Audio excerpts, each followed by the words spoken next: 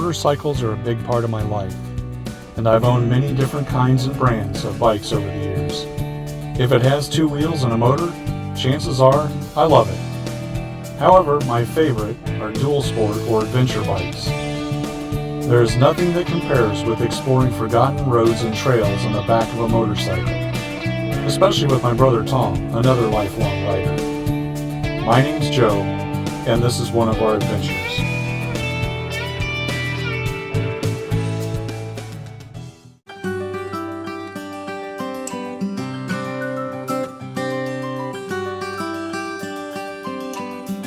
It was about 1 p.m. We had spent all morning getting to and crossing the muddy Black Rock Desert Playa. We now faced the remaining 10 miles of Black Rock Desert and the rugged High Rock Canyon. There was snow in the surrounding mountains, and the sky looked threatening. But did that bother us? Well, yes it did. We had stopped for a quick bite to eat and discuss options. We had decided to push on for another 30 miles before making a final decision of turning back towards Gerlach or making it over the pass to Cedarville. Beyond the 30 miles, I wouldn't have enough gas left to turn back and make it to Gerlach. Our current location? For the record, we are in the middle of nowhere.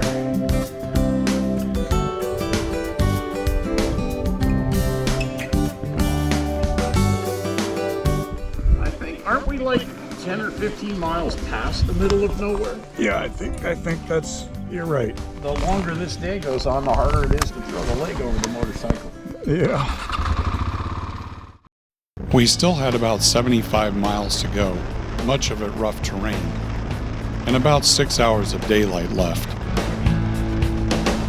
While we had the opportunity with a well-maintained road, we kicked it into high gear and made tracks, trying desperately to burn as many miles as we could in the shortest amount of time.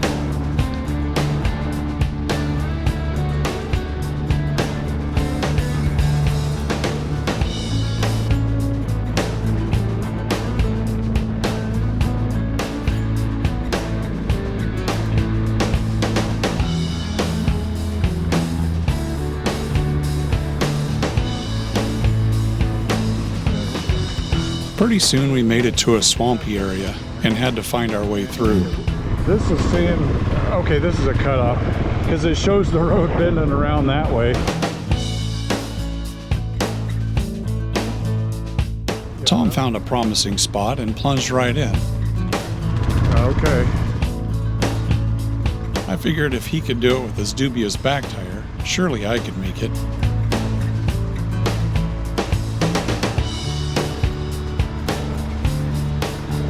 Compared to the mud from this morning, it really wasn't that bad at all. Having made it through another small challenge, we continued on, High Rock Canyon drawing ever nearer.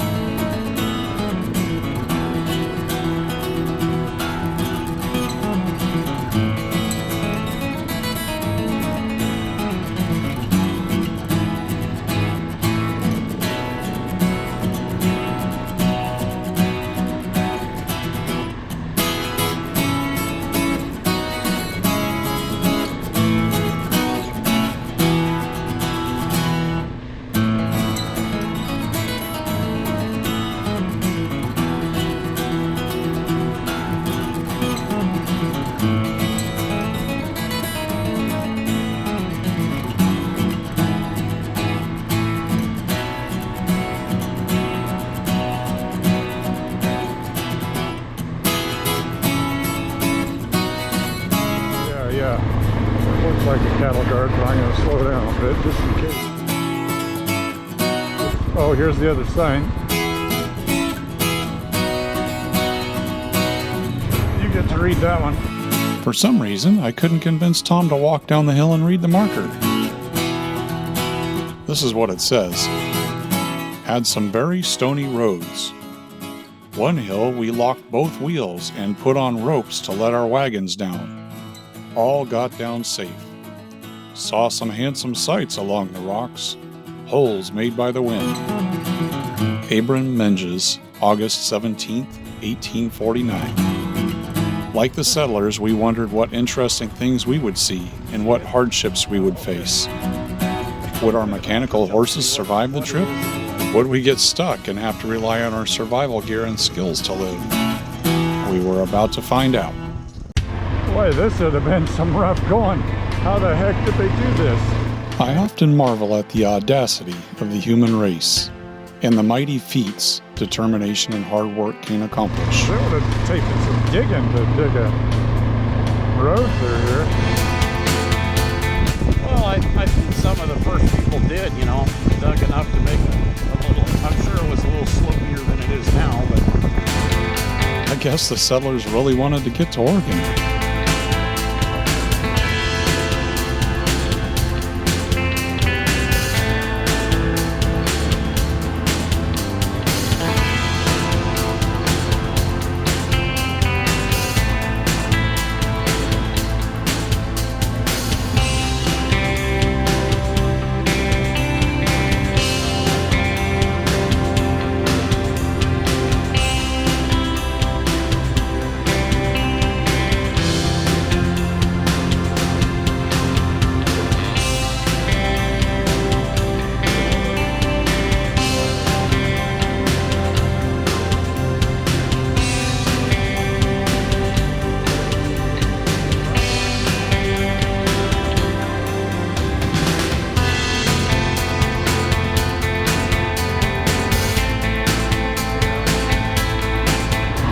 This is a good sign that these spots that could be all muddy aren't.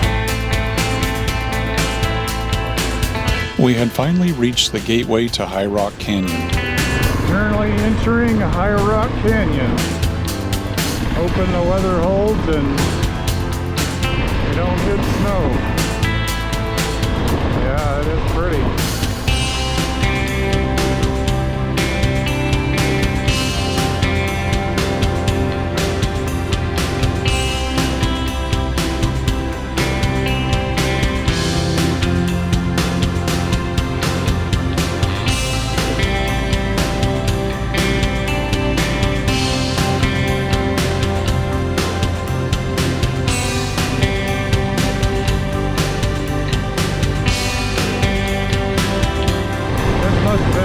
Breathtaking to the settlers coming through here. Breathtaking now.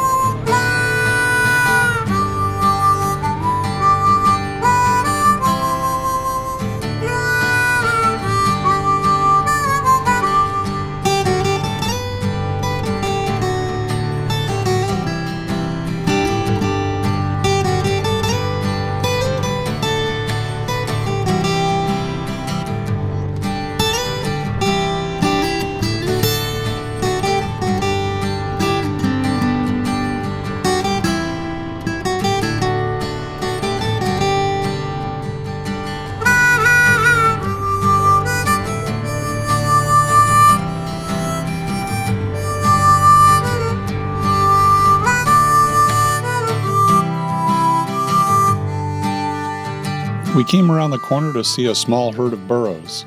Apparently they were a bit shy, so we didn't get a good look at them before they ran off. Whole mess of them. yeah.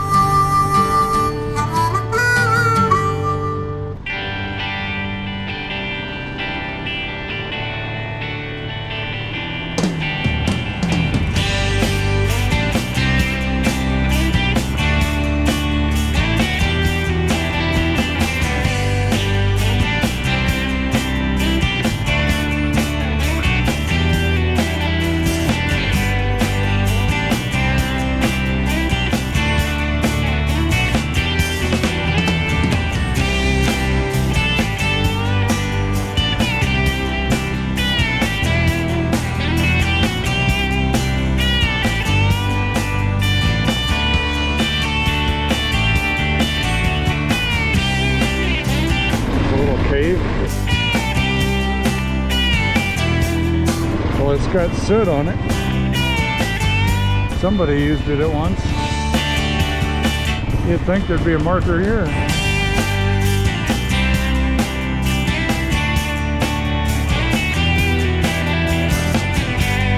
After coming out of one deep canyon, we found ourselves climbing a steep hill strewn with rocks.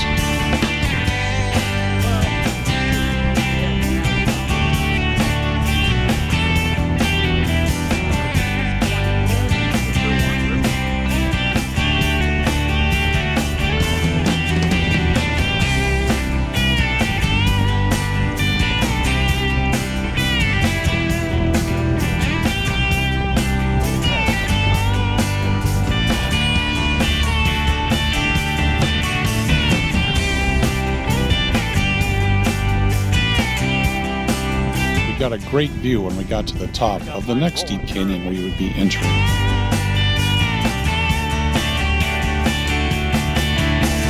We took a couple of pictures for posterity, then got back on the move.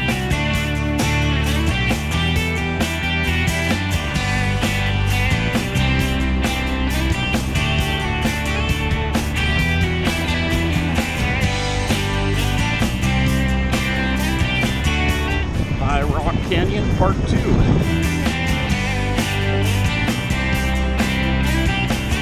Yeah, it's too bad you can't get an idea of how steep some things are with these GoPros. Well, I just wonder what kind of brakes you got to have on your wagon when you're going down this with a team of oxen. Yeah, no kidding. A boy named Johnny jumped out and threw a rock under the wheel? Maybe not.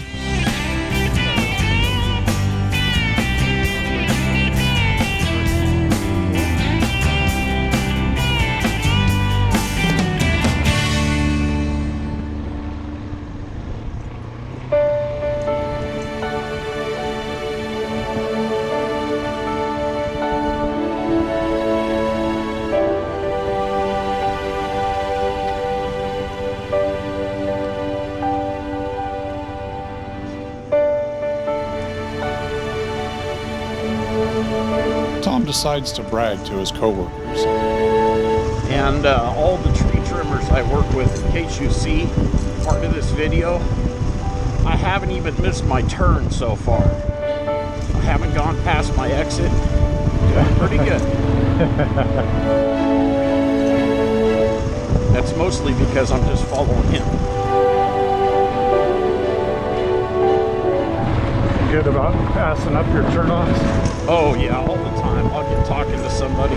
Oh, here's your crossing. Tom had told me there would be 3 very shallow creek crossings in High Rock Canyon. Well, it'd be nice if it wasn't a jumble of boulders like this. Am I the guinea pig? Well, I can give it a shot. It's bouncy, but everyone I've seen makes it through. It's usually not very deep. Okay, well, I'll start off on your side, I suppose, and make it as short as possible and go around that big boulder, maybe. I stalled my bike. Shallow, he says, and a little bumpy. Oh boy. Oh shit! I'm coming for you. I'm coming. Ah, crap. I hope my exhaust didn't just fill up with water. My boots did. Yeah, I bet. Oh, you back up? Yep. Okay. I was frantically trying to set my motorcycle up. So it gets pretty deep, Yeah, as you can see, I see that now. and deeper. Crap, that doesn't look like much fun. Oh shit.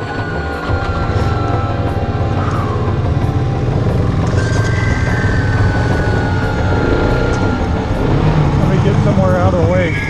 Yeah. Santa Ana. I'll give it a shot. Well, I mean, there's nowhere for me to park. It's too muddy. Yeah, no, I'm with you. Okay.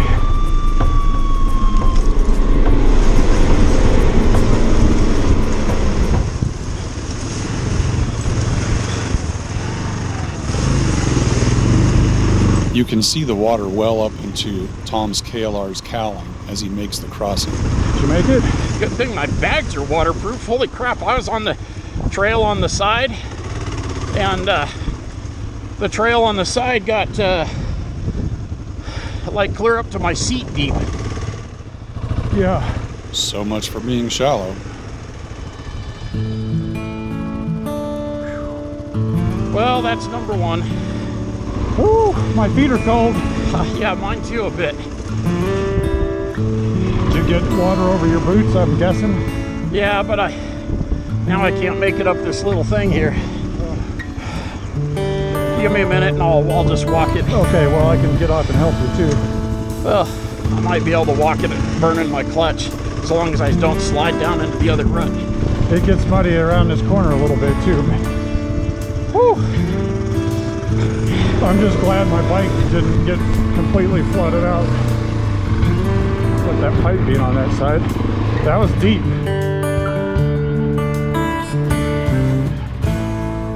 And you said we got to cross it again?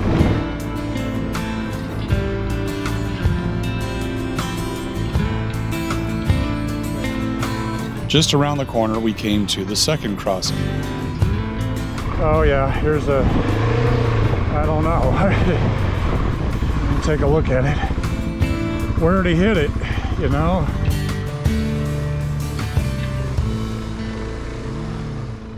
Coming up out of it, it's muddy on this other side. For a minute. Whoa, careful there. Up in the center, it's not bad. Well, I don't know about here. Yeah, it's certainly better than down on the playa.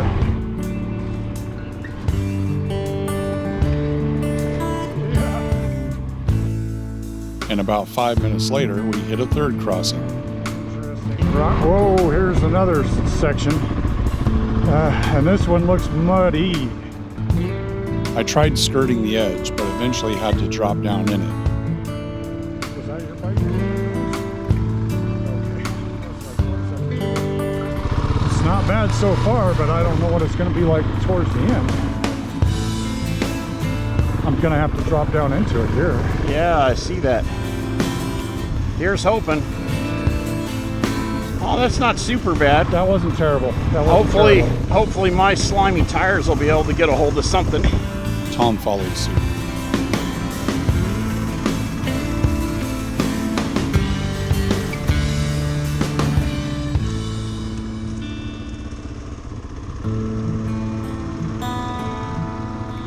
Doing okay? Can't talk, I know. Yeah, just trying to get some traction on the bald back tire. Okay. Oh, you made it. Nice. Okay, good job.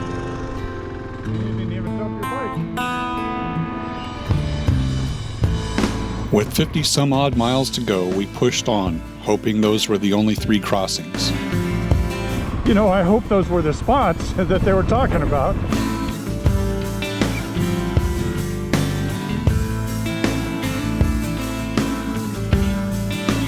One of my all-time favorite smells in the world is sagebrush roasting in the sun. We had plenty of sagebrush. Unfortunately, no sun.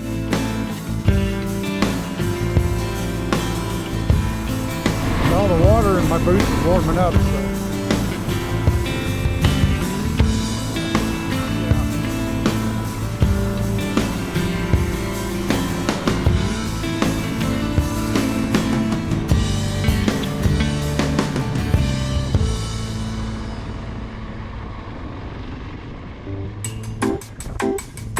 Just some pretty country.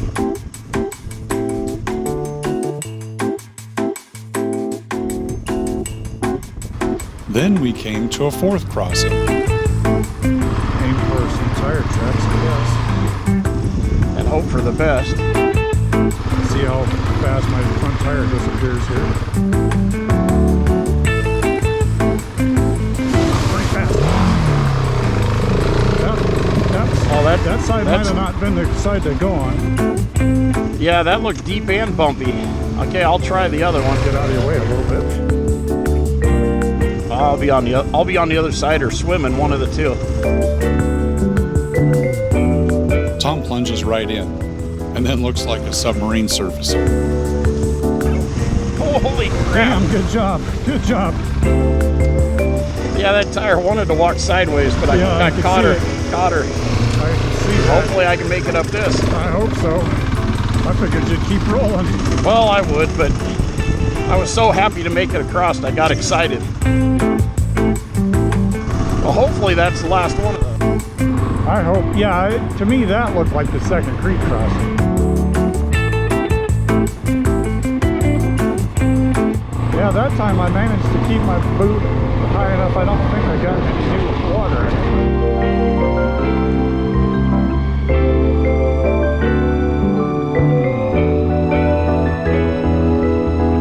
Yeah, it even washed off the mud off my front fender that's been there for 3 days.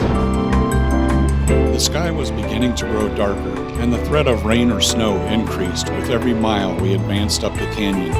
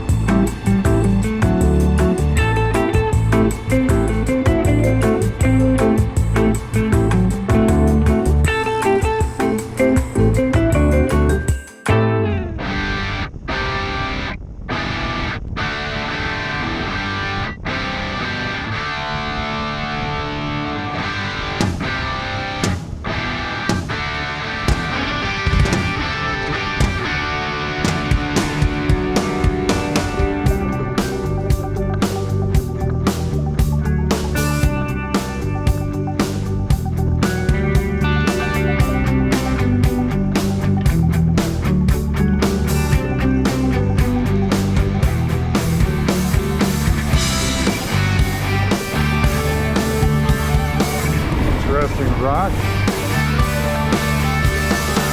Interesting dry creek bed.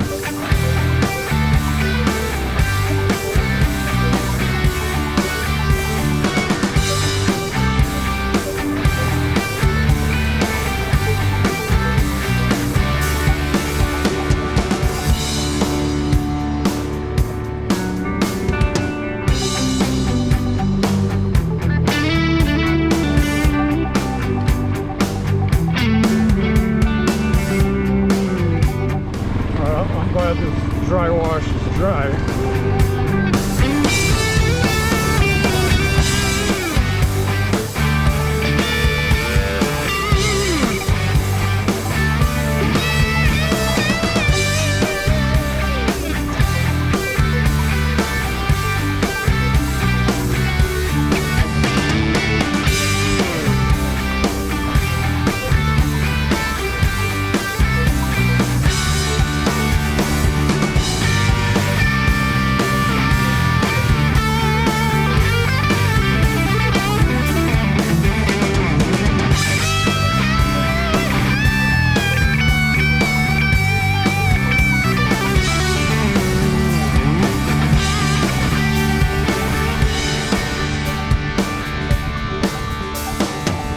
That is a hole.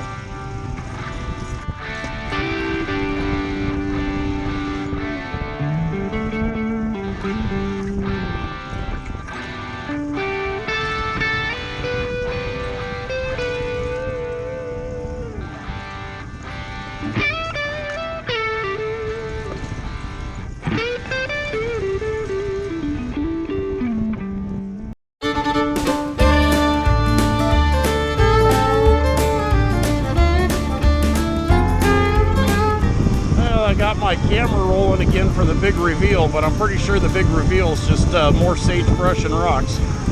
Again.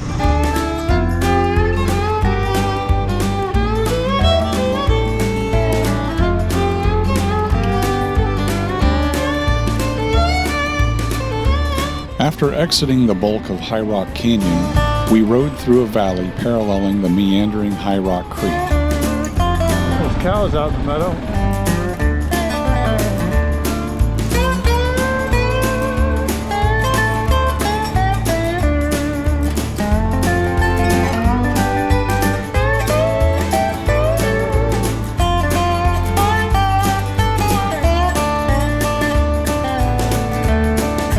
Soon we found ourselves at a fifth creek crossing.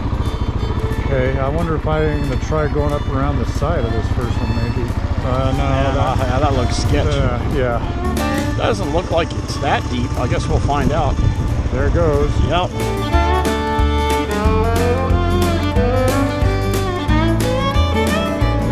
Oh, that wasn't too bad. Well, you're kind of committed to that side, it looks like. Well, that looks a little bumpy. Go up the center. There's good traction. Go up the center. Yeah, it's plastic and there's good traction. I accidentally went on the center. Are you serious? It looks like I'll slide off. Yeah, with that back tire, I don't know, but I got good traction on it, but I got knobs. Oh, keep going. You got it. All right. A little more water in the boot. Yeah, is my bike a little cleaner though? A little bit. All right, I'm getting there. Small victories.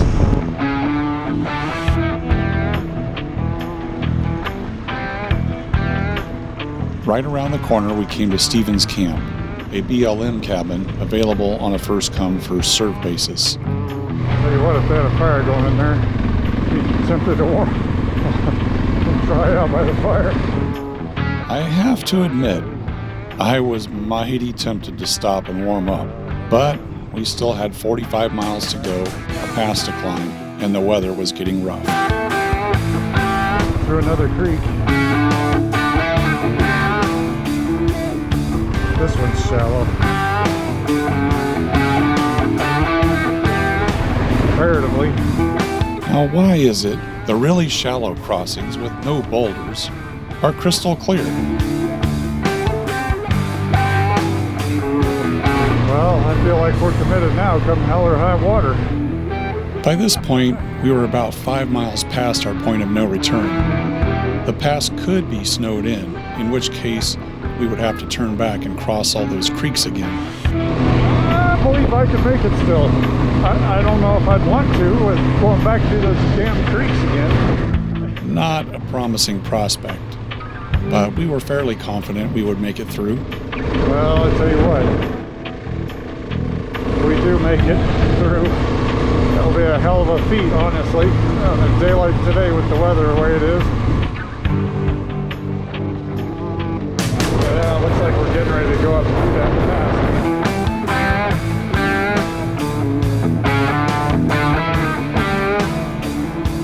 Soon we had climbed to 6,000 feet. There was snow on the side of the road and falling from the sky. It was also pretty darn cold. Boots full of ice water, wet gloves, cold to the core, we pushed on, thinking of the warm motel room waiting for us in Cedarville.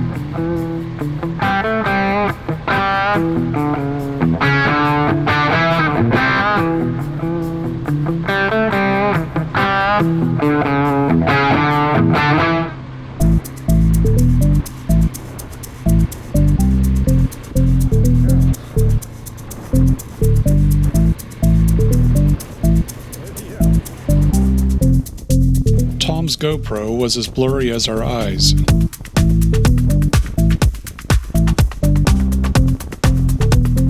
Mine wasn't much better. The temperature continued to drop and the sleet increased as the evening went on. After starting the morning in Imlay, we had crossed 190 miles of desert, seen the ghost town of Sulphur, ridden through the very slick Black Rock Playa, made it through 5 swollen creek crossings in High Rock Canyon, riding through rain, sleet, high winds, and snow. This had been one of the most grueling days of riding I had ever experienced.